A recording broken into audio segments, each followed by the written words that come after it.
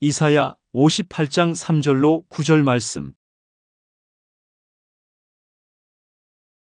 우리가 금식하되 어찌하여 주께서 보지 아니하시오며 우리가 마음을 괴롭게 하되 어찌하여 주께서 알아주지 아니하시나이까. 보라, 너희가 금식하는 날에 오락을 구하며 온갖 일을 시키는도다. 보라, 너희가 금식하면서 논쟁하며 다투며 악한 주먹으로 치는도다. 너희가 오늘 금식하는 것은 너희의 목소리를 상달하게 하려는 것이 아니니라. 이것이 어찌 내가 기뻐하는 금식이 되겠으며 이것이 어찌 사람이 자기의 마음을 괴롭게 하는 날이 되겠느냐. 그의 머리를 갈대같이 숙이고 굵은 배와 재를 펴는 것을 어찌 금식이라 하겠으며 야훼께 연락될 날이라 하겠느냐. 내가 기뻐하는 금식은 흉악의 결박을 풀어주며 멍에의 줄을 끌어주며 압제당하는 자를 자유하게 하며 모든 멍에를 꺾는 것이 아니겠느냐. 또 줄인 자에게 내 양식을 나누어 주며 유리하는 빈민을 집에 들이며 헐벗은 자를 보면 입히며 또 내 골육을 피하여 스스로 숨지 아니하는 것이 아니겠느냐. 그리하면 내 빛이 새벽같이 비칠 것이며 내 치유가 급속할 것이며 내 공의가 내 앞에 행하고 야훼의 영광이 내 뒤에 호위하리니. 내가 부를 때에는 나 야훼가 응답하겠고 내가 부르짖을 때에는 내가 여기 있다 하리라. 만일 내가 너희 중에서 멍에와 손가락질과 허망한 말을 제하여 버리고. 저는 오늘 이 시간에 여러분과 함께 올바른 금식 기도라는 제목으로 은혜를 나누고자 합니다. 금년 신년 휴가 때만 하더라도 우리 순복음 중앙교회 금식기도원에 하루에 약 2만 명씩 올라와서 적어도 3일 이상 금식하면서 간절히 기도를 했습니다. 1년에 평균 20만 명에서 약 30만 명의 신자들이 올라와서 사흘에서 혹은 1회 혹은 보름 혹은 20날 동안 금식기도를 하고 내려가고 하는 것입니다. 그런데 우리가 질문할 것은 왜 금식기도를 하냐는 것입니다. 그냥 기도해도 될 것인데 왜 배를 굶어가면서 금식 동산에 와서 부르짖어 기도해야 되느냐는 것입니다. 여러분, 인간에게 있어서의 가장 강렬한 욕망은 먹고 살겠다는 욕망인 것입니다. 물론 세상에 다른 욕망도 많이 있지만 다른 욕망이라는 것은 먹겠다는 욕망에 비교하면 아무것도 아닙니다. 왜냐하면 다른 욕망은 채우지 않아도 살지만은 음식은 먹지 아니하면 당장 죽기 때문에 생존하겠다는 욕망이 가장 강한 것입니다. 이렇기 때문에 생존을 위해서 사람들은 먹기를 원하는 것입니다. 그런데 그 가장 강한 욕망을 절제해버리고 하나님께 엎드려 기도할 때 이것은 그 얼마나 더욱 강한 소원을 가지고 하나님께 부르짖는다는 것을 보여주시는 것입니다. 이렇기 때문에 그와 같은 강렬한 소원이 우리의 생활 속에 넘쳐나올 때 하나님께서는 그 소원에 귀를 기울이지 아니할 수가 없는 것입니다. 그뿐만 아닙니다. 여러분, 마귀는 언제나 인간의 정욕이나 탐심을 통하여 인간을 도적질하고 죽이고 멸망시키며 참수합니다. 그러나 금식은 자기의 정욕과 탐심을 제하여버리고 깨뜨리는 무서운 위력이 있습니다. 이러므로 금식을 통해서 우리가 자기의 정욕과 탐심을 제하여버리면 자연적으로 원수 마귀가 여러분과 나에게 접할 수 없게 되는 것이고 그 대신 마음이 정결하게 되기 때문에 그 속에 성령께서 강하고 능력 있게 충만해짐으로 말미암아 강력한 성령의 능력으로 우리가 기도하고 일하며 마귀를 대적할 수 있습니다. 또한 금식은 하나님 앞에서 자기를 겸비하게 낮추며 마음을 괴롭게 하고 회개하는 것이기 때문에 회개하는 사람을 주님께서 멸시치 아니하시고 하나님께서 받아주시는 것입니다. 그러므로 일반적인 기도와 비교해 볼 때 금식은 형언할 수 없이 강력한 능력을 여러분과 나의 생애 속에서 나타내 주는 것입니다. 이렇기 때문에 금식 기도를 하지 않은 것은 우리에게 하나님이 주신 그 많은 위대한 능력을 나타낼 수 있는 특권을 상실해버리고 만드는 것입니다. 여러분의 생활 가운데 수많은 어려운 문제가 다가올 때 만일 금식 기도로서 하나님을 간절히 찾았더라면 그러한 문제가 해결될 수 있었을 것인데 이 강력한 기도의 무기를 사용하지 않았기 때문에 여러분의 기도가 응답받지 못하고 문제가 해결되지 못할 때가 많은 것입니다. 그러나 오늘 이 금식 기도를 올바르게 해야지. 올바른 방법으로 금식 기도를 하지 아니하면 고생은 고생대로 하고 효과가 없게 되는 것입니다. 그러므로 저는 여러분에게 오늘 어떻게 하면 올바른 금식 기도를 할 수 있을까? 그 길을 말씀해 드리고자 합니다. 첫째로 금식 기도는 철저한 마음속에 회개로부터 출발해야 되는 것입니다. 다른 사람이 다 금식한다고 해서 그대로 가서 부러진다고 해서 효과가 있는 것은 아닙니다. 언제나 누구든지 하나님께 나오는 자는 철저히 회개하고 하나님께 나와야 되는 것입니다. 회개하라! 천국이 가까웠다고 말하고 있는 것입니다. 이러므로 하나님 보좌 앞에 가까이 나오고 계시는 금식하는 기간은 철저히 자기 인생을 회개하는 기간인 것입니다. 이사야 58장 3절로 5절에 보면 이러기를 우리가 금식하되 주께서 보지 아니하시면 어찌매며 우리가 마음을 괴롭게 하되 주께서 알아주지 아니하시면 어찌하니까 하느니라. 보라, 너희가 금식하는 날에 오락을 찾아 얻으며 온갖 일을 시키는도다. 보라, 너희가 금식하면서 다투며 싸우며 악한 주먹으로 치는도다. 너희 오늘 금식하는 것은 너희 목소리로 상달케 하려 하는 것이 아니라 이것이 어찌 나의 기뻐하는 금식이 되겠으며 이것이 어찌 사람이 그 마음을 괴롭게 하는 날이 되겠느냐.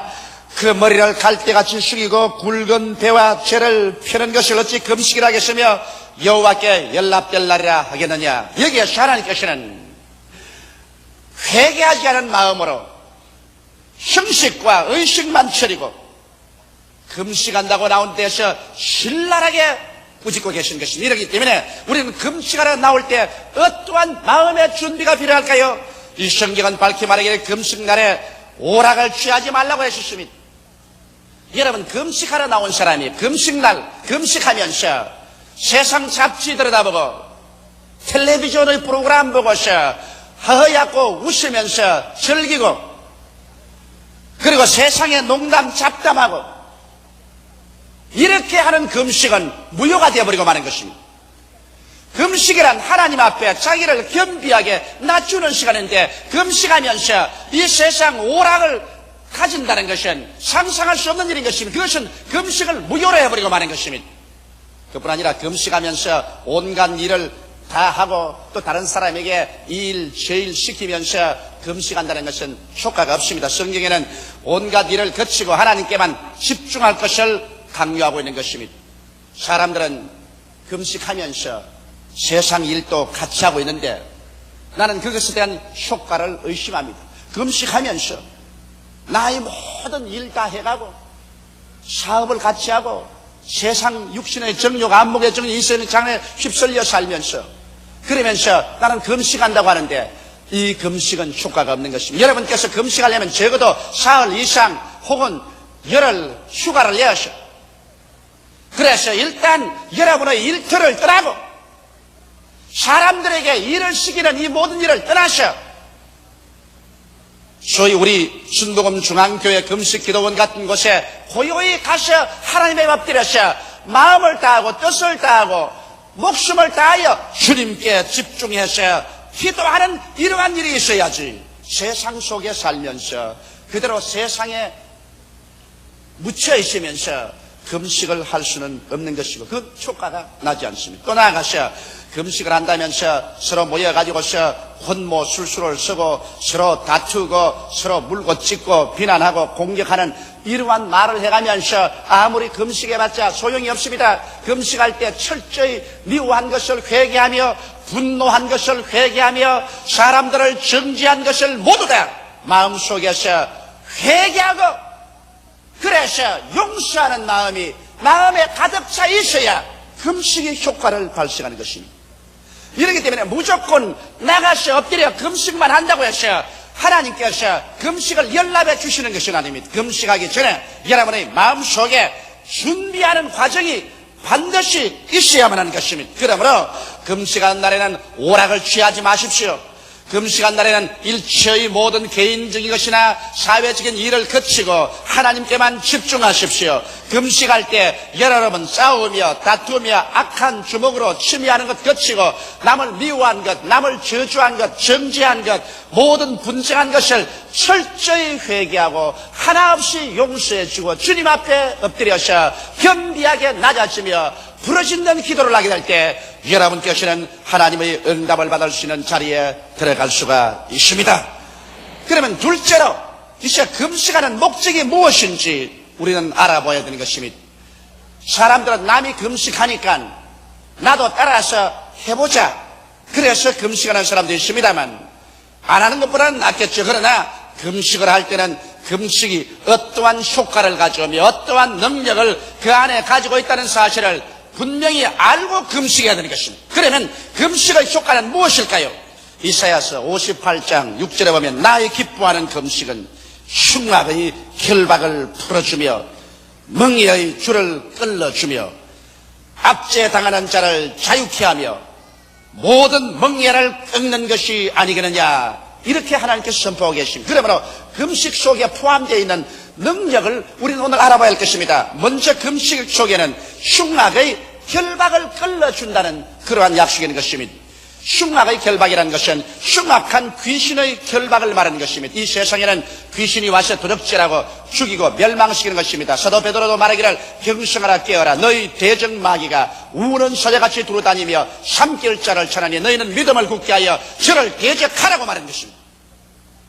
예수님께서도 최후의 명령이어서 저희가 내 이름으로 귀신을 쫓아낼 것이라고 말하는 것입니다. 이러므로 우리가 우리의 생활 환경 가운데서 악한 귀신, 더러운 귀신, 점치는 귀신, 거짓말하는 귀신, 음란하고 방탕하게 하는 귀신, 수많은 악의 영들을 우리가 물리쳐내야 될 것입니다. 이 흉악의 결박을 끌어주기 위해서는 정치적인 제도로서 끌어낼 수가 없습니다. 왜? 귀신은 영의 세계에 속하기 때문에 이것을 인간의 정치나 제도나 사회 계획을 통해서 내어 쫓을 수가 없습니다.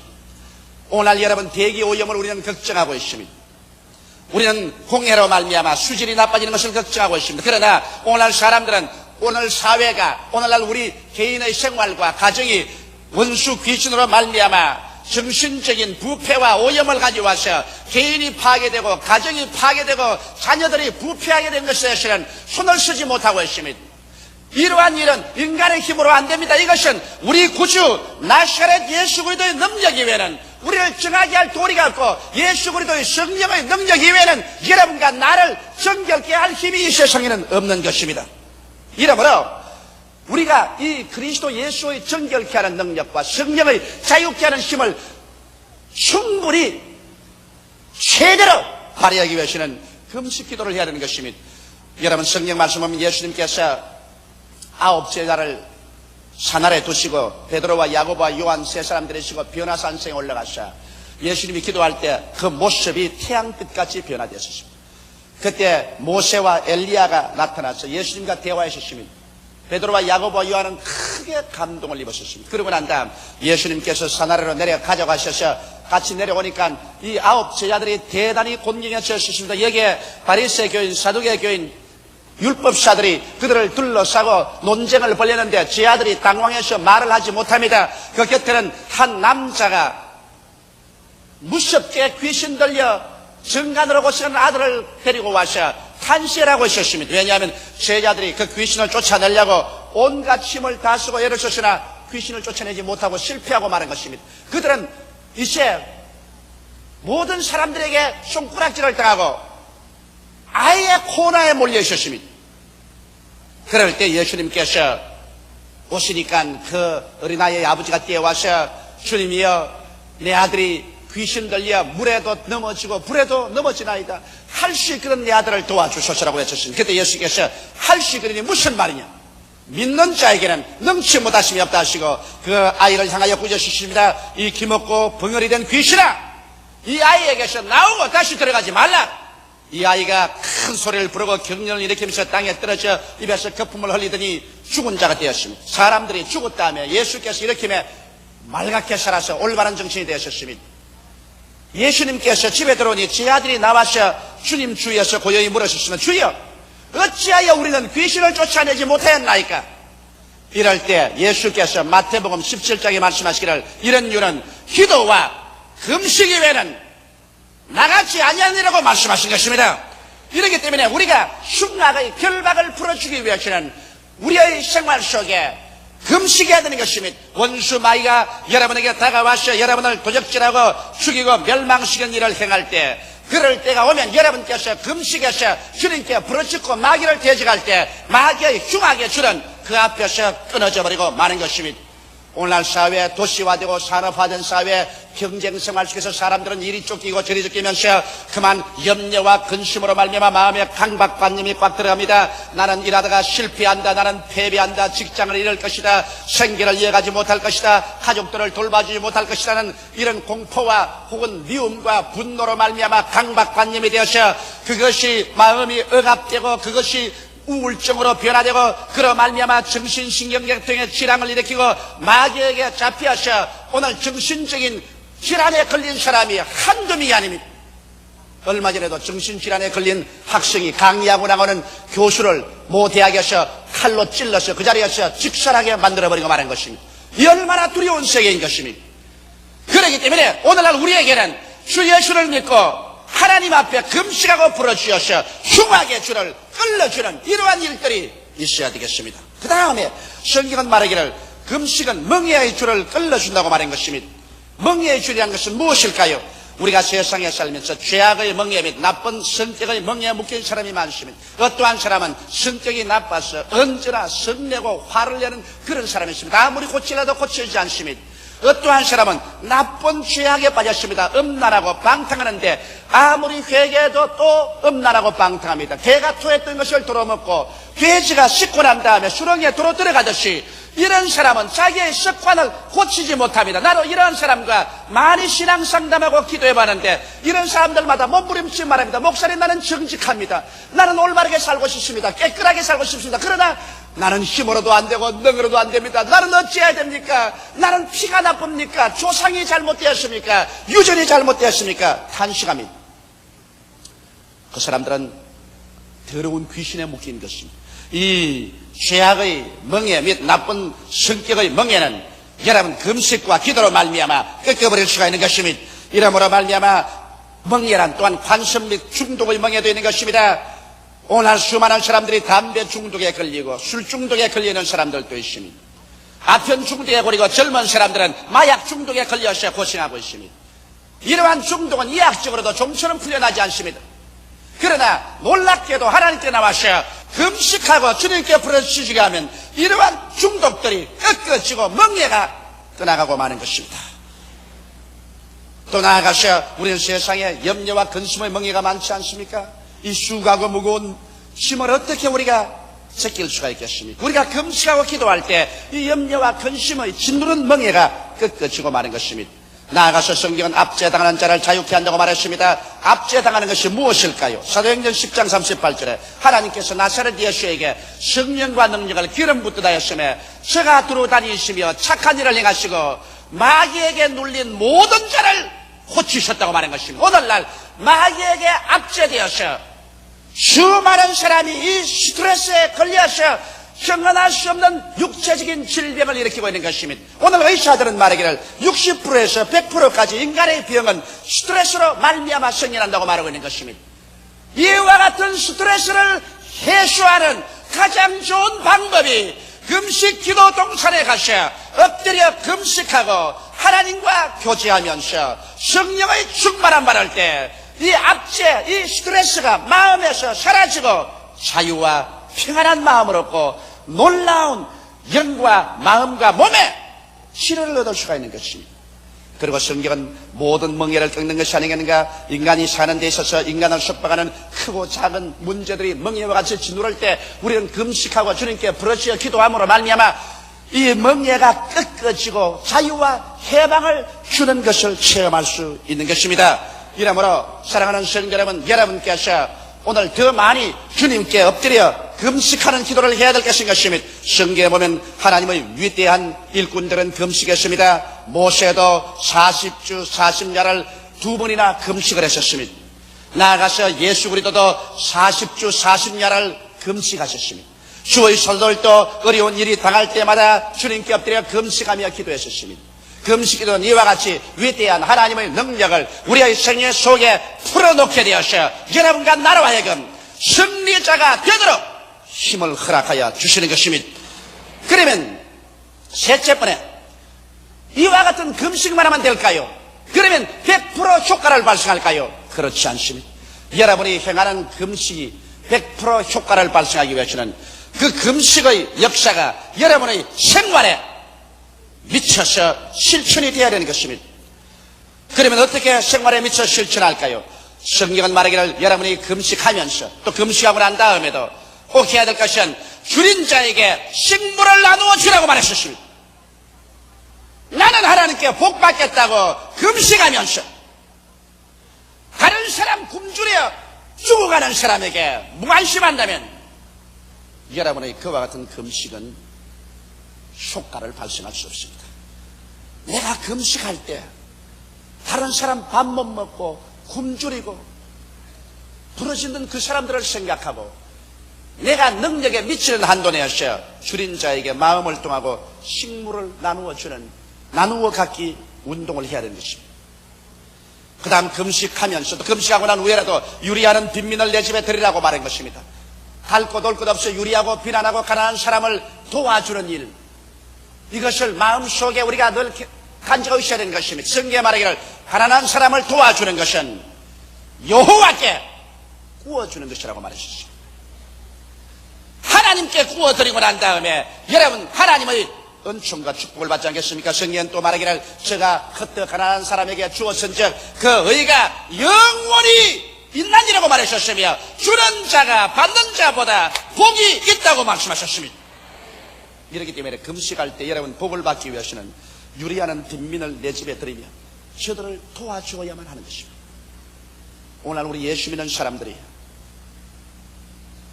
또 교회가 천당 가는 것에 너무 치우치고 그리고 내만 구원받는 것에 너무 일변도로 치우쳐서 내 주위에 굶주린 동포가 있고 인류가 있고 내 주위에 유리하는 빈민이 있고 유리하는 같은 인류가 있다는 이 사실을 우리는 잊어버릴 때가 너무나 많습니다. 말할 필요 없이 내 영혼이 구원받고 천당 가는 것, 이것은 무엇보다도 귀중하고 중요한 것이지만 그와 함께 내가 천국에 성공적으로 올라가며 하나님의 축복을 받기 위해서는 한 손으로 천당 가는 그리스도의 은혜를 붙잡고 다른 손으로 헐벗고 굶주리는 사람들에게 자비와 긍휼을 베풀어야만 하는 것입니다. 이렇기 때문에 우리 예수 믿는 여러분, 우리는 더 많이 나누어 갖기 운동에 참여해야 됩니다.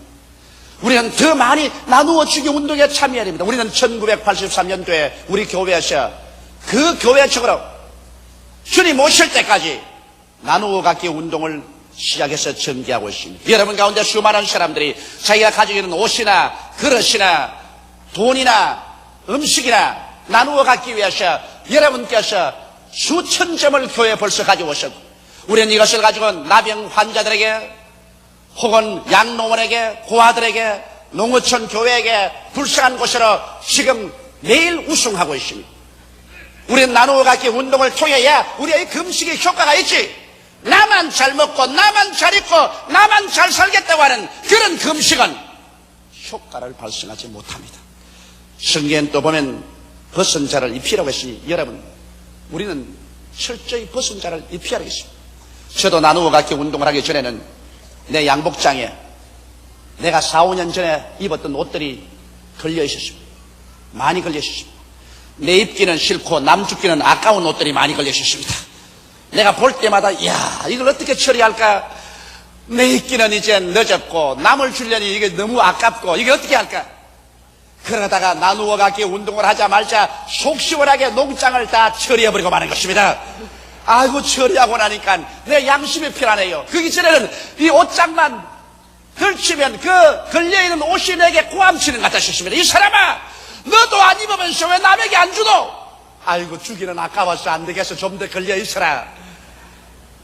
그렇게 했는데 나누어 갖기 운동을 하고 난 다음 그것을 다 치워버리니까 옷장이 시원하기도 하고 마음이 깨끗하고 양심이 즐겁기도 하는 것입니다. 이러므로 우리가 있는 것 나누어서 다 같은 형제 동포들에게 벗은 자를 입히는 운동을 해야 금식이 효과가 있는 것입니다. 또 나아가서 권력을 피하여 스스로 숨지 말 것이다. 오늘 얼마나 많은 사람들이 핵가족 제도다, 오늘날에 와서는 나만 잘 살면 된다 해서 부모 형제를 잊어버릴 때가 많습니다. 하나님께서 너 아무리 금식해도 권력을 피하여 스스로 숨어버리면 그 금식이 무슨 효과가 있겠냐는 것입니다. 이렇기 때문에 우리 하나님께서는 성경에 말씀하기를 자기 권력, 자기 신족을 돌보지 않은 것은 믿지 않는 자보다 더 악하다고 말했었습니다. 나는 옛날에 어떤 전도자 한 사람은 늘 마음속에 기억하면 웃음이 납니다. 그분 내게 와서 목사님 순복음 중앙교회 주의 종으로 사용해 주십시오. 나는 참 적합한 사람입니다. 그래서 제가 물었습니다. 가정 형편이 어떻습니까? 부인과 자녀들은 몇 사람이 있으면 어떻게 되십니까? 만면의 희색을 품으면서 하는 말이 목사님 그런 것은 문제 없겠습니다. 나는 주의 사업을 위해서 내 아내와 내 자식들을 분토와 같이 버렸습니다. 그럽니다. 그래서 그래요? 그렇다면 나도 당신을 순복음 중앙교회 주의 종으로서 분토와 같이 버립니다. 나가시오. 그러고 말했습니다. 자기의 처자도 돌보지 못한 주제 어디에 주의 종이 되겠다는 것입니까? 자기 가정도 하나 자세히 돌보지 못하는 주제 어떻게 하나님의 몸된 교회를 돌볼 수가 있겠습니까?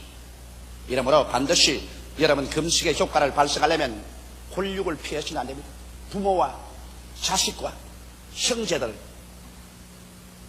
화목하고 잘 돌보아주는 이와 같은 권력을 피하는 이러한 일이 없어야 하는 것입니다. 이래야 여러분이 하는 금식이 효과를 발생하시는 것입니다. 이렇기 때문에 오늘날까지 사람들은 그저 무조건 하고 금식 동선에 들어가서 엎드려서 부러져 밥을 굶고 기도만 하면 상달될 줄 알지만 오늘같이 금식의 조건을 구비하지 아니하면 여러분의 금식은 효과를 발생하지 못한다는 것을 알아야만 할 것입니다.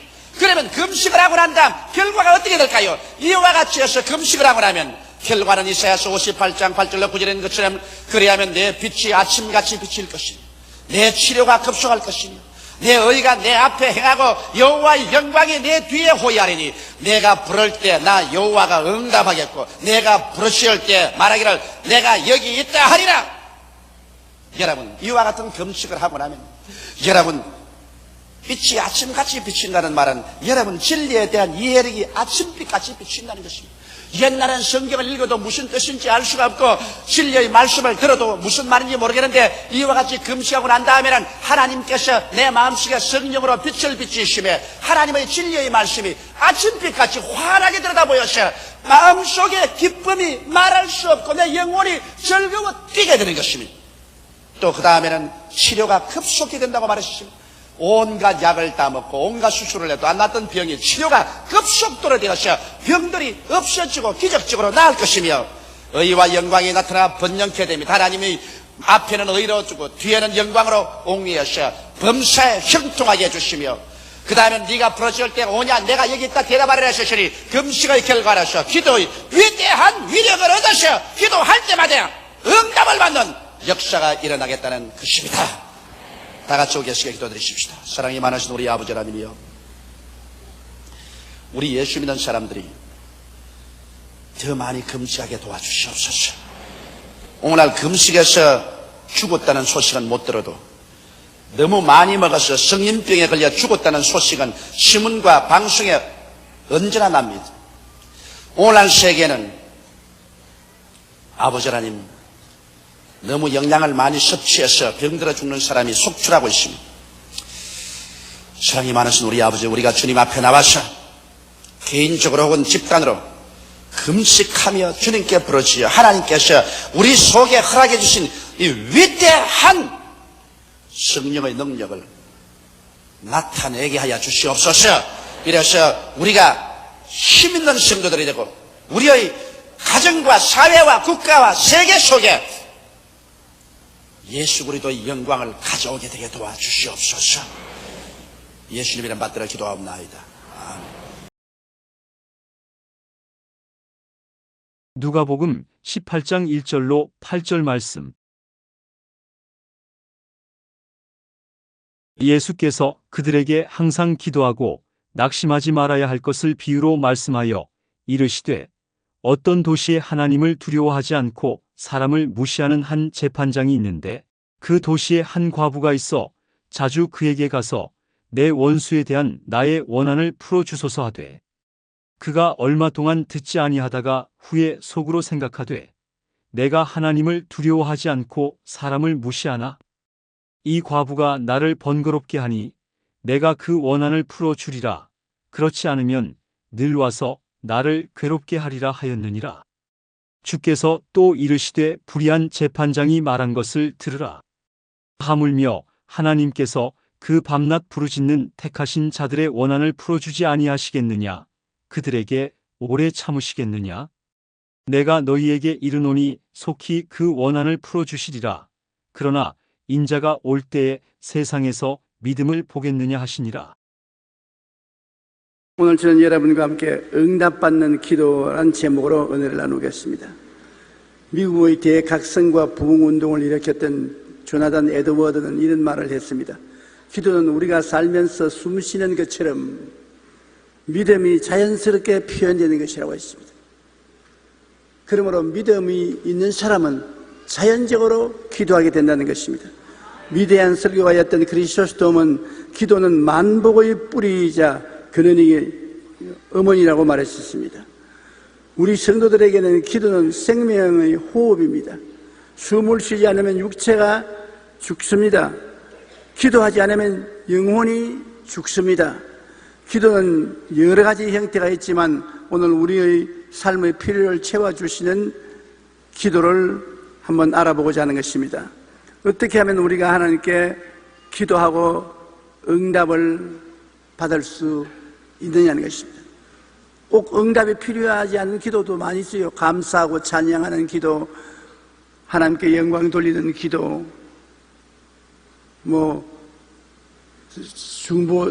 중보의 기도, 이런 여러 기도 있지만은 오늘 제가 여러분과 알아보고 싶은 것은 내게 필요한 것 하나님께서 응답하실 수 있는 기도를 해야 되겠다는 것입니다.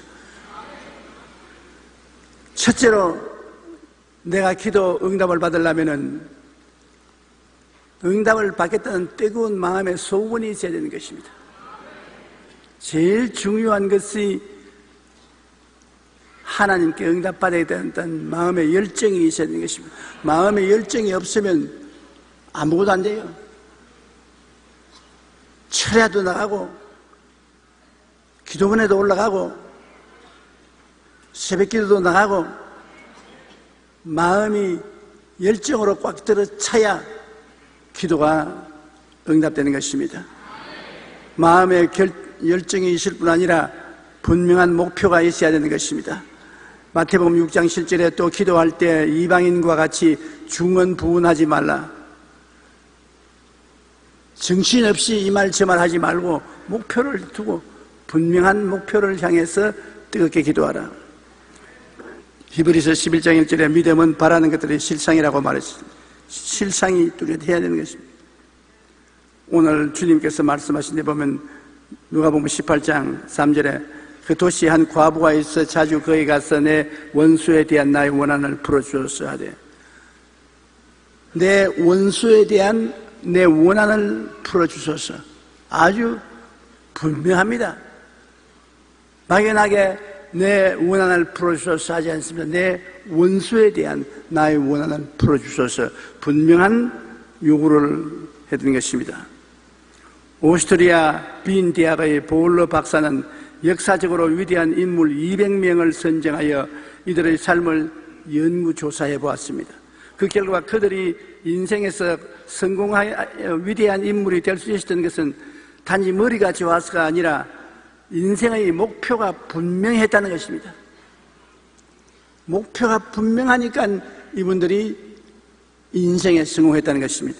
목표가 분명하므로 그것을 이루기 위해 매일매일 최선을 다했기 때문에 성공하여 위대한 인물이 될 수 있었던 것입니다.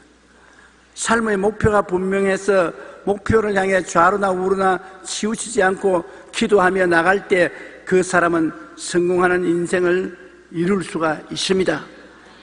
반드시 머리가 천재적으로 좋아서 성공하는 것은 아닙니다. 지그지글러는 목표를 알면 성공이 보인다는 자신의 책에서 이렇게 말했습니다. 목표가 없는 사람은 방향키가 없는 배와 마찬가지다. 각자 표류하거나 그냥 멈추어 떠 있거나 절망과 패배와 낙담의 해변에 도착할 것이다. 맞습니다. 우리가 기도에 응답받기 위해서도 기도하는 분명한 목표가 있어야 되는 것입니다.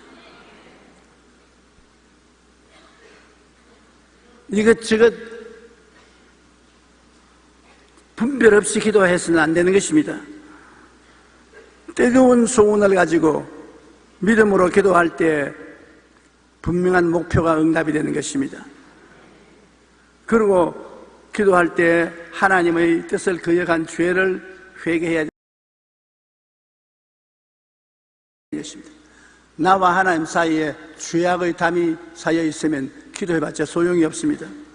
야고보서 5장 16절에 너희 죄를 서로 고하며 병이 낫기를 위하여 서로 기도하라. 의인의 간구는 역사하는 힘이 많으니며. 하나님의 역사하는 힘이 최고로 발휘하기 위해서는 하나님 앞에 우리가 하나님이 아시고 우리가 아는 죄를 회개해야 되는 것입니다. 감수인 죄뿐 아니라 드러난 죄도 회개해서 하나님 앞에 죄를 씻어야 되는 것입니다. 예수님의 보혈은 우리 죄를 씻는 지우개입니다. 최근에 인류가 이 지구상에서 발명한 발명품 중에 가장 위대한 발명품이 뭐냐? 여론조사를 했는데 가장 위대한 발명품이 뭐로 나온지 압니까? 지우개. 지우개가 인류가 지상에 태어나서 발명한 중에 제일 위대한 것입니다. 왜냐? 지우개가 있었기 때문에 실패한 것을 다 지워버리고 새로 인생을 출발할 수 있다. 지우개가 없이 과거를 지울 수가 없었으면 인간은 발전하지 못했다는 것입니다. 예수님의 보혈이 있어서 우리의 인생을 다 정결하게 만들어주시고 과거를 지워주시기 때문에 우리가 재기할 수 있지, 그리스도의 보혈 없이는 우리 신앙은 견딜 수가 없습니다. 나의 죄를 씻기는 예수의 피밖에 없네. 다시 성취하기도 예수의 피밖에 없네.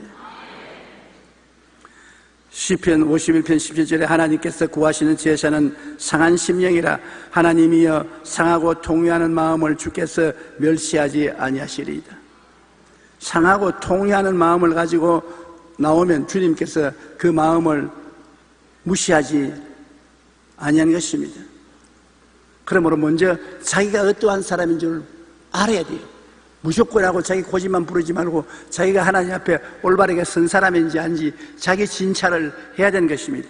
고대 위대한 철학자인 소크라테스는 최고의 가르침은 너 자신을 알라는 것이었습니다. 이것은 오늘날의 모든 철학의 기본 아닙니까? 그런데 예수님께서 이 땅에 오셔서 하신 선포는 회개하라는 것입니다. 너 자신을 살펴보면 죄인이라는 것을 깨닫게 되기 때문에 회개하라는 것입니다. 우리가 신앙생활을 할 때 제일 먼저 해야 될 것은 바로 회개입니다. 회개는 오늘날 영성으로 나가기 위한 최우선 과제인 것입니다. 우리가 기도 생활을 통해 영적으로 더욱 성장하고 응답받기 위해서는 먼저 하나님의 뜻을 거역한 죄를 회개해야 되는 것입니다.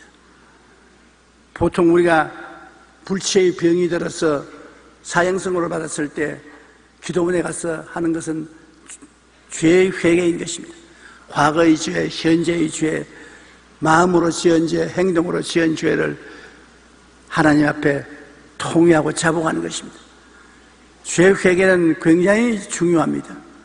그리고 마음을 집중해서 기도해야 되는 것입니다. 너희는 온 마음으로 나를 구하면 나를 찾을 것이요 나를 만나리라고 에레미야 29장 13절에 말했었습니다. 누가복음 18장 4절로 5절에도 이 과부가 불의한 재판관에게 나가서 내 원수에 대한 원한을 갚아 주소서 하되 얼마 동안 못 들은 채 했습니다. 내가 하나님도 두려워하지 않고 사람을 무시하는데 이 과부가 내게 호소한다고 들어줄 리가 있겠느냐? 안 들어줬습니다. 그러나 이 과부가 집중을 해서 옵는 것입니다. 또 오고 또 오고 또 오고 또 오고 이제 그만 오지 싶은데도 불구하고 계속 옵니다. 그래서 이 과부가 나를 번거롭게 하니 내가 그 원한을 풀어주리라. 그렇지 않으면 늘 와서 나를 괴롭게 하리라. 늘 와서 괴롭혔다. 우리 기도도 하나님 앞에 늘 나와서 계속해서 집중적으로 기도를 해야 되는 것입니다. 산만하게 하지 말고 집중적으로 기도를 하면은 하나님이 응답하시는 것입니다. 야고보서 5장 17절로 18절에 보면 엘리야는 우리와 성정이 같은 사람이로되 그가 비가 오지 않기를 간절히 기도한즉 3년 6개월 동안 땅에 비가 오지 아니하고 다시 기도하니 하늘이 비를 주고 땅에 열매를 맺었다고 말한 것입니다. 엘리야가 갈멜산 꼭대기로 올라가서 땅에 엎드려 그 얼굴을 무릎 사이에 넣고 거의 사관님께 이르되 올라가서 바다 쪽을 바라보라. 올라가 바라보고 말하되 아무것도 없나이다 하니 7번까지 가라고 했습니다. 엘리야의 기도는 아주 집중적이고 맹렬한 기도였습니다. 머리를 다리 사이에 파묻고 있는 힘을 다해서 기도했습니다. 7번째 그 사관이 와서 손바닥만한 구름이 떴다고 하니까 큰 비가 올 테니까 왕 보고 빨리 마차를 정비해서 시내로 들어가라고 했습니다. 많은 환자들이 제게 안수기도 받으러 오는 것입니다. 50년 동안 수십만 명을 안수기도 했을 것입니다. 그런데 대개 나을 사람들을 알 수 있습니다. 이 나을 사람은 공통점이 있는데 그것이 뭐냐 하면 나는 더 이상 이 병으로 고생하지 않겠다. 이 병에서 반드시 해방되고 말겠다 하는 당연한 결의를 가지고 있습니다. 그냥 나아도 좋고 안 나아도 좋다고 와서 기도받는 게 아니라 꼭 낫습니다. 나는 반드시 이 병을 극복하겠다. 그러므로 목사님이 기도해 줄 때 자기도 함께 믿고 반드시 이것을 극복한다. 그 마음에 비장한 각오를 가지고 있을 때 반드시 그 병은 낫습니다. 하나님의 기적이 일어나는 것입니다. 더 이상 이 병에 짓밟히고 끌려가지 않겠다. 더 이상은 이런 인생은 살지 않겠다. 이런 마음의 결단을 한 사람들이 고침받는 것을 볼 때 우리가 기도할 때 크든 작든 마음의 결단이 있어야 되는 것입니다. 내 반드시 이 기도는 응답받아야 되겠다. 반드시 하나님께로부터 응답받겠다. 죽으면 죽으리라는 마음의 결단을 하고 뜨거운 소원이 있을 때 놀라운 변화의 역사가 일어나게 되는 것입니다. 둘째로 우리가 마음속에 꿈을 품고 기도해야 되는 것입니다. 맹맹하게 하지 말고 없는 것을 있는 것 같이 바라보며 기도하라는 것입니다. 내가 하나님 앞에 응답받기를 간절히 원하면 그것이 이루어진 것을 마음속에 바라보고 기도하는 것입니다. 비가 오기를 기도하면 기도할 때 비가 내리는 것을 마음속에 그려보라는 것입니다. 마음에 그림 그리는 거야 다 그릴 수 있지 않아요, 여러분? 나 어떤 사람 보고 마음에 꿈을 가지기에는 목사님 어떻게 꿈을 가집니까? 눈에 꿈을 가지려면 별만 반짝반짝반짝하고 아무것도 꿈을 꿀 수 없습니다. 마음에 꿈을 가지라는 것은 마음에 그림을 그리라는 것입니다. 마음에 내가 새로운 집을 사고 싶으면 새로운 집을 마음에 그려라. 자동차를 사라면 자동차를 마음에 그려라. 마음에 내 바라는 것을 그려놓고 그를 바라보고 기도해야 되는 것입니다. 창세기 23장 14절로 15절에 야훼께서 아브라함에게 이르시되 너는 눈을 들어 너 있는 곳에서 북쪽과 남쪽 그리고 동쪽과 서쪽을 바라보라. 보이는 땅을 내가 너와 내 자손에게 주니 영원히 이르리라. 바라봄의 법칙입니다. 바라보라. 아직까지 내 손에 안 들어왔지만 미리 없는 것을 있는 것 같이 바라보라. 그러면 네가 바라보는 그것을 너와 내 자손에게 주리라. 창세기 15장 5절에 그를 이끌고 밖으로 나가 이르시되 하늘을 우러러 뭇 별을 셀 수 있나 보라. 또 그에게 이르시되 내 자손이 이와 같으리라. 별들을 바라보라. 하늘을 쳐다보고 별을 바라보고 별을 헤아리라. 너 자손이 별들처럼 많을 것이다. 바라보며 지은 것입니다. 로마서 4장 17절로 18절에 그가 믿은 바 하나님은 죽은 자를 살리시며 없는 것을 있는 것으로 부르시는 이시니라. 아브라함이 바랄 수 없는 중에 바라고 믿었으니 이는 내 후손이 이 같으리라 하신 말씀대로 많은 민족의 조상이 되게 하려 하심이라. 따라 말씀해 주십시오. 없는 것을 있는 것으로 부르시는 하나님. 없는 것을 어떻게 있는 것으로 부릅니까? 마음에 없는 것을 있는 것으로 그림을 그리는 것입니다. 요새는 뭐 카메라도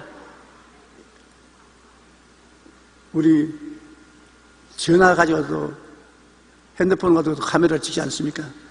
여러분 마음속에 카메라를 찍으라는 것입니다. 그래서 바라보고 기도하면 기도가 굉장히 힘이 있는 것입니다. 그리고 예수님께서는 항상 기도하고 낙심치 말아야 할 것을 말씀하는데 낙심하면 안 돼요. 근데 낙심을 해요. 사실은 기도할 때 낙심 안 되는 건 아닙니다. 저도 낙심 여러 번 했습니다. 다 때려 씌워버리고 싶고 하나님께 버림받은 것 같고 모든 것이 실패인 것 같고 좌절과 절망이 다가올 때가 많이 있어요. 근데 그 고비를 넘어야 되는 것입니다. 기도 한참 하다가 낙심이 되고 지쳐버릴 때 그 고비를 넘으면 하나님께 응답되는 것인데 마귀가 끝까지 여러분을 막고 있는 것은 그 고비를 넘지 못하게 하려고 그렇게 하는 것입니다. 여러분이 기도하자 즉시로 기도는 하늘에 상달되는 것입니다. 그러나 마귀가 여러분하고 씨름하는 것입니다. 여러분은 막습니다. 다니엘은 기도할 때 마귀가 20하루 동안 막았습니다. 20하루 만에 하나님이 사자를 보내어서 응답을 주시면서 네가 기도하는 첫날 응답이 올라왔지만은 20일 동안 공중에 권세 잡은 마귀가 나를 막았다. 그러나 군장 미카엘이 와서 도와줌으로 마귀의 진을 뚫고 응답을 가져왔다고 말한 것입니다. 누가복음 18장 7절로 8절에 하물며 하나님께서 그 밤낮 부르짖는 택하신 자들의 원한을 풀어주지 아니하시겠느냐, 그들에게 오래 참으시겠느냐, 내가 너희에게 이르노니 속히 그 원한을 풀어주시리라. 밤낮 부르짖는 원한을 풀어준다. 그럼 우리 마음에 한을 품고 밤도 낮도 없이 하나님께 부르짖어 기도하면 그 기도가 응답되는 것입니다. 히브리서 10장 38절에 나의 의인은 믿음으로 말미암아 살리라. 또한 뒤로 물러가면 내 마음이 그를 기뻐하지 아니하리라. 믿음으로 끝까지 살고 뒤로 물러가지 말라는 것입니다. 이제 세월이 오래 흘러가면 경험이 생깁니다. 물러가봤자 별 볼 일 없다는 것이 경험으로 알기 때문에 기왕 시작한 짐에 끝까지 가겠다. 그래서 끝까지 기도하게 되는 것입니다. 옛날에 태평양을 횡단하던 배가 파손되어 20일 이상 뗏목을 타고 표류하다가 극적으로 구조된 사람이 있었습니다. 바로 리건 베이커라는 선장원과 젊은 두 선원이었는데 그들은 뗏목을 타고 20일 동안 바다에 떠돌아다녔습니다. 낮에는 자결한 태양으로 온몸이 타들어갔고 밤에는 얼어 죽을 듯한데 상어의 공격을 받았습니다. 무시무시한 절대 절망의 상황에 한없는 고독에서 바다 한가운데 23일을 표류했습니다. 그러니 세 사람이 뗏목을 타고 23일을 망망한 대양에서 떠돌아다녔으니 얼마나 엄청난 고통스러운 것입니까? 그런데 그러는 동안에 선장은 늘 성경 두 구절을 외우며 기도했습니다. 시편 23편에 내가 사망의 음침한 골짜기로 다닐지라도 해를 두려워하지 않을 것은 주께서 나와 함께 하심이라. 주의 지팡이와 막대기가 나를 아니하시나이다. 그 다음엔 마태복음 6장 31절로 34절을 암송했습니다. 이렇게 성경 두 구절을 암송하면 그는 하나님께 매달렸습니다. 그러다가 23일 만에 구조되었을 때 신문 기자들이 물었습니다. 어떻게 인간의 한계를 뛰어넘어 23일 동안 바다에서 살아남을 수 있었습니까? 선장은 말하기를 나는 선한 목자 되신 하나님께서 그의 말씀대로 나를 잔잔한 물가로 인도하실 것을 의심하지 않았습니다. 그 약속의 말씀을 붙들고 기도했기 때문에 염려하지 않고 하루하루 이겨나갈 수 있었고 결국에는 역경을 극복하고 살아날 수가 있었습니다. 하나님의 말씀에 의지하고 기도하는 것이 얼마나 힘이 있습니까? 튼튼한 백에 의지하고 기도하는 것입니다. 사방을 둘러봐도 잡히는 것 없는 깜깜한 밤일지라도 말씀에 의지하여 낙심치 않고 기도할 때 이처럼 놀라운 일이 일어나게 되는 것입니다. 우리는 늘 없는 것을 있는 것 같이 바라보며 낙심하지 말고 끝까지 기도해야 될 것입니다. 나는 목사들에게 늘 말합니다. 교회를 개척하고 지어야 될 텐데 빈손 들고 어떻게 하느냐. 그러나 내가 장차 짓고 싶은 교회를 마음속에 확실히 그를 가지고 있어라. 청사진을 마음속에 확실히 가지고 항상 그를 바라보고 집중적으로 기도하라. 아침도 점심도 저녁 때도 네가 짓고 싶은 그 교회의 청사진을 바라보고 집중적으로 기도하라. 그리고 감사하라. 반드시 그 길로 하나님이 이끌어 주신다. 바라봄의 법칙인 것입니다. 그러므로 우리가 이 세상에서 무엇을 집중적으로 바라보는가 굉장히 중요합니다. 나쁜 것을 집중적으로 바라보면 나쁜 것이 다가오는 것입니다. 좋은 것을 집중적으로 바라보면 좋은 것이 다가오는 것입니다. 바라봄의 법칙은 굉장한 힘이 있습니다. 그 목적을 여러분에게 끌고든지 여러분이 그리 끌려가든지 둘 중에 하나입니다.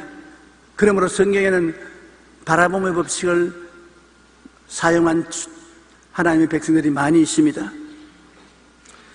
셋째로 믿음으로 기도해야 합니다. 기도할 때 부정적인 생각을 버리고 믿음으로 기도해야 되는 것입니다. 마가복음 9장 23절에 할 수 있거든이 무슨 말이냐, 믿는 자에게는 능치 못한 일이 없느니라. 야고보서 1장 6절 7절에 오직 믿음으로 구하고 조금도 의심하지 말라. 의심하는 자는 마치 바람에 밀려 요동하는 바다 물결 같으니 이런 사람은 무엇이든지 주께 얻기를 생각하지 말라. 성경은 이렇게 어마어마하게 의심하지 말고 기도하라고 하는데 실제로 우리가 기도하려고 우리 앉으면 의심이 제일 먼저 다가오는 것입니다. 정말 이루어질까? 정말 응답될까? 그러므로 제일 먼저 싸워야 될 것은 의심의 마귀입니다.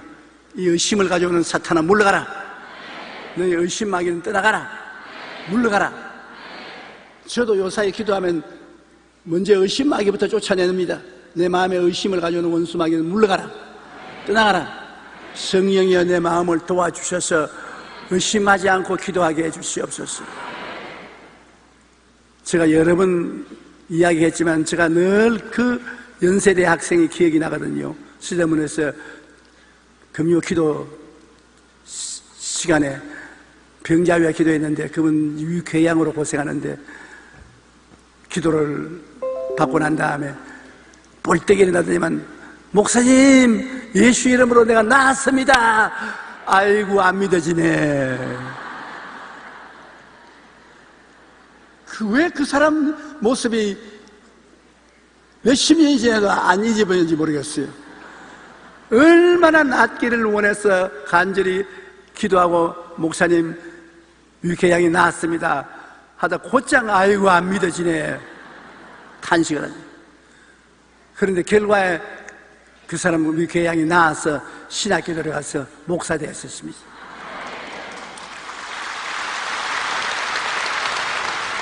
그러므로 부정적인 생각이 들어오거들랑 반드시 온다는 것을 아십시오. 의뢰의 마귀는 와서 부정적인 생각을 던지는데 그걸 받아들이면 안 됩니다. 쫓아내야 되는 것입니다. 그리고 말씀 위에 서서 기도해야 되는 것입니다. 1979년 11월 4일에 이란에 있는 미국 대사관의 외교관과 미국 민간인 63명이 1981년 1월 20일까지 444일 동안 억류 구금된 인질 사태가 일어났습니다. 당시 미국 행정부는 이들을 구출하기 위하여 미국 육군 특공대를 파견했지만 특공대가 다 몰살당하고 구하지 못했었습니다. 그 레이건 대통령이 집권하여 이란과 협상해서 해방을 시켰는데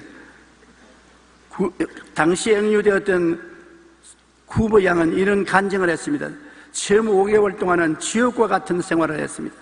그러나 그 후 기도하며 내 마음은 이상할 정도로 안정되었습니다. 저는 어릴 때부터 어머니가 늘 하시는 말씀이 떠올랐습니다. 두 손을 모으고 기도하는 것을 잊지 말아라. 내가 하나님 편에 서 있으면 하나님은 어떤 경우에도 너를 도와주실 것이다.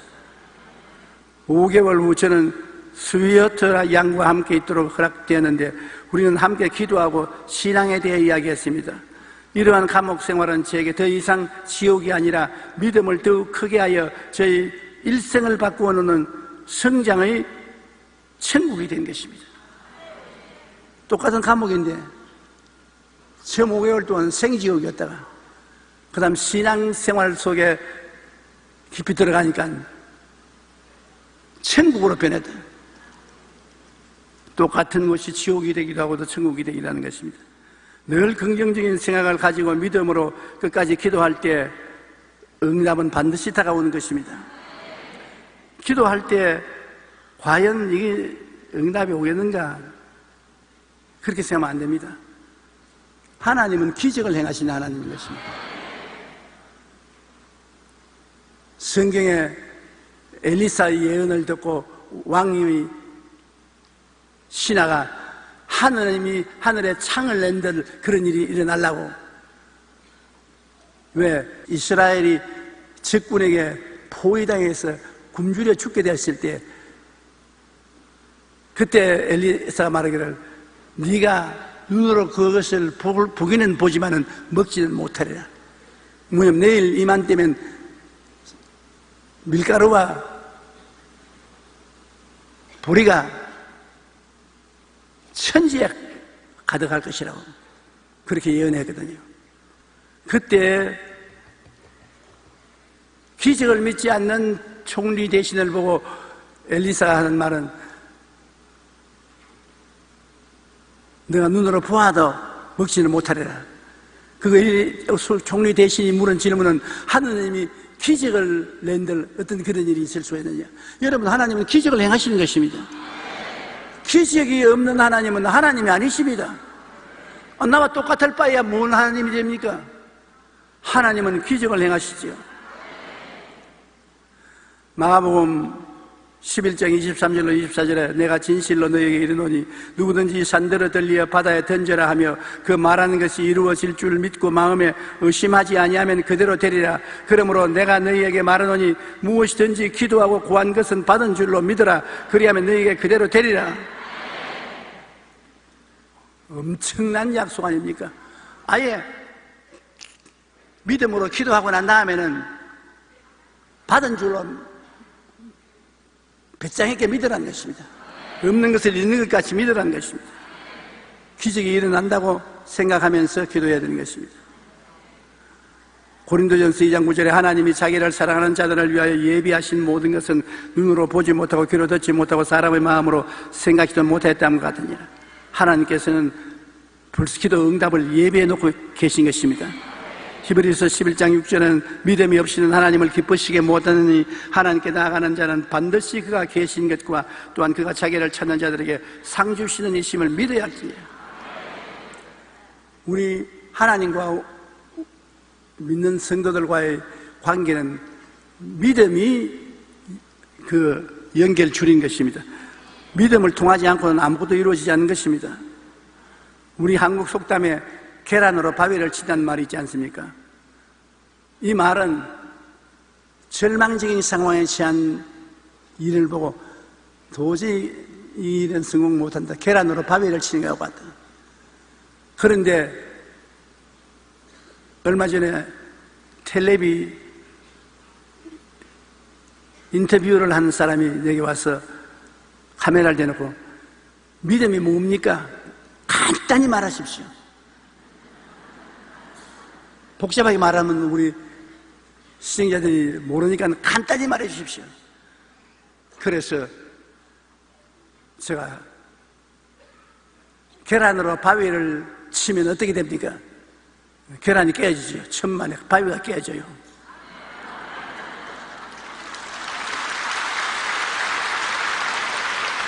어떻게 그런 일이 있어요? 그게 믿음입니다. 이성적으로 생각하고 과학적으로 생각하면 계란으로 바위를 치면 계란이 깨진다는 것은 이성적이고 과학적이고 경험적인 것입니다. 그러나 계란으로 바위를 치면 바위가 깨지는 것은 기적입니다. 믿음이라는 기적을 믿는 것입니다. 그러니까 그 텔레비 아나운서가 고개를 가득 이러면서 갑니다. 신앙인들이 세상 사람들과 사물을 볼 때 다른 것이 이런 차원이 다릅니다. 세상 사람들은 이성적이 아니면 안 믿지만은 우리는 하나님이 약속한 말씀이면 무슨 말씀인지 믿습니다. 믿음은 들음에서 나며 들음은 그리스도의 말씀으로 말미암았느니라. 그리스도의 말씀이 주어졌으면 그 말씀에 따라서 죽은 자도 살리시고 없는 것도 있게 하시는 하나님을 우리는 믿고 믿음으로 나가는 것입니다.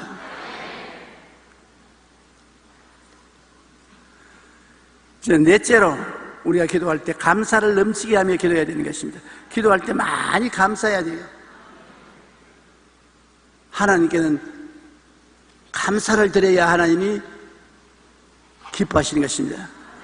감사가 하나님을 영화롭게 하거든요. 시편 50편 23절에 감사로 제사를 드리는 자가 나를 영화롭게 하나니 그의 행위를 옳게 하는 자에게 내가 하나님의 구원을 보이리라. 하나님이 우리에게 기도 응답을 해주시고 은혜를 주어도 감사하다는 말도 분명히 안 하면 하나님 후회하십니다. 응답 안 할 걸 해줬구나.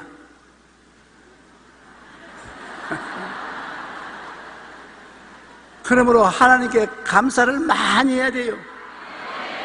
그러면 하나님이 응답해 주신 것을 기쁘게 생각하는 것입니다. 감사로 하나님께 제사를 드리며 지존하신 이에게 서문을 갚으며 환난 날에 나를 부르라.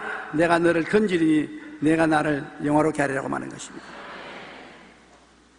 감사가 하나님을 기쁘시게 해요. 시편 69편 30절로 31절에 내가 노래로 하나님의 이름을 찬송하며 감사함으로 하나님을 위대하시다 하리니 이것이 곧 뿔과 굽이 있는 황소를 드림보다 야훼를 더욱 기쁘시게 함이 될 것이라. 황소를 잡아다가 하나님께 제사 드리는 것보다도 더 하나님이 기뻐하는 것이 우리 감사라고 말하니 우리 감사를 꼭 해야 되는 것입니다. 교회의 역사 속에서 하나님께서는 여러 가지 사람들을 사용했습니다. 60년 동안 새벽 4시에 일어나고 전 세계를 돌아다니며 1000편이 넘는 설교를 했던 90세까지 살았던 존 웨슬레를 사용하였는가 하면 한 편의 설교를 한 후에 한 사발의 피를 토하고 하던 데이비드 브레이니아드 같은 여간한 사람도 하나님 사용했습니다. 19세 예일대학교 교수가 된 조나단 에드워드와 같은 천재를 사용하였는가 하면 드와이드 무디와 같이 무학자를 들어 위대한 복음의 사역의 꽃을 피우기도 한 것입니다. 그러나 이들에게는 공통점이 있었습니다. 아주 신령한 사람, 그렇지 못한 사람, 천재와 같은 사람, 무식한 사람, 여러 가지 종류의 사람을 사용했지만은 한 가지는 꼭 공통점이 있었습니다. 그것은 그 모두가 다 하나님 앞에 기도의 사람이었다는 것입니다. 기도하지 않고는 하나님이 결코 사용하지 않는다는 것입니다. 하루에 3시간씩 기도하며 바쁠 때는 더 많이 기도한다는 마틴 루터를 쳐서 독일과 유럽의 교회를 깨어나게 해주었습니다. 일주일에 하루를 오직 기도에만 바쳤던 아도니람 저더슨은 불교에 잠들어 있던 절망의 땅인 버마에 그리스도의 복음을 물결치게 하였습니다. 하나님께서는 우리의 외모를 보지 않으십니다. 하나님은 향한 우리의 믿음과 낙심치 않고 끝까지 기도하는 우리 마음의 중심을 살펴보시는 것입니다. 우리가 이렇게 기도하며 감사할 때 응답과 함께 세계를 변화시키는 놀라운 역사가 일어나게 되실 것입니다. 목사님이 기도를 많이 하고 설교를 하시면 교인들이 마음에 감동이 오고 은혜가 다가오는 것입니다. 그 목사님이 어줍지 않은 설교를 해도 마음에 감동이 오고 눈물이 나고 은혜가 되는 것입니다. 기도를 많이 하지 않고 열심히 공부해서 멋진 설교를 와서 하면, 야, 그 목사님 말 잘한다. 야, 대단한 분이다. 그렇게 생각하지. 감동은 하나도 안 하고 눈물은 한 방울도 안 흐르고 하나님께 찬양도 나오지 않습니다. 기도가 하나님의 은혜를 갖고 오는 수단이 되는 것입니다. 영국 캠브리지 대학의 루이스 교수는 이런 말을 했습니다. 하늘을 바라보는 사람은 땅을 덤으로 얻게 된다. 하늘을 쳐다보고 사는 사람은 땅은 붙어서 온다는 것입니다. 그 나라와 그 일을 먼저 구하라. 그러면 이 모든 것을 내게 더하시리라. 항상 기도하고 하나님의 은혜를 의지하고 살아야 합니다. 그럴 때 모든 고통은 사라지고 이 땅에서 평안과 기쁨과 행복 가운데 살아갈 수가 있게 되는 것입니다. 모든 사람이 기도할 수는 있지 않습니까? 항상 기도하고 하나님의 은혜를 의지하고 살 때 평안과 기쁨과 행복이 다가오지, 기도하지 않을 때 하나님과의 관계가 없으니까 은혜와 능력이 있을 택이 없습니다. 기도만이 하나님과 우리의 관계를 열어서 하나님을 우리가 사랑하게 되고 하나님이 우리를 건져주고 우리를 높여주시고 응답해 주시고 위로해 주시고 은혜를 베풀어 주시는 것입니다. 기도드리겠습니다. 사랑이 많으신 하나님 우리 아버지, 우리에게 기도할 수 있도록 해주신 것을 감사합니다. 항상 성령으로 도와주셔서 낙심하지 말고 믿음으로 기도를 통해서 문제를 해결하고 하나님과 동행하는 우리들이 되게 도와주시옵소서. 예수님 이름으로 기도합니다. 아멘.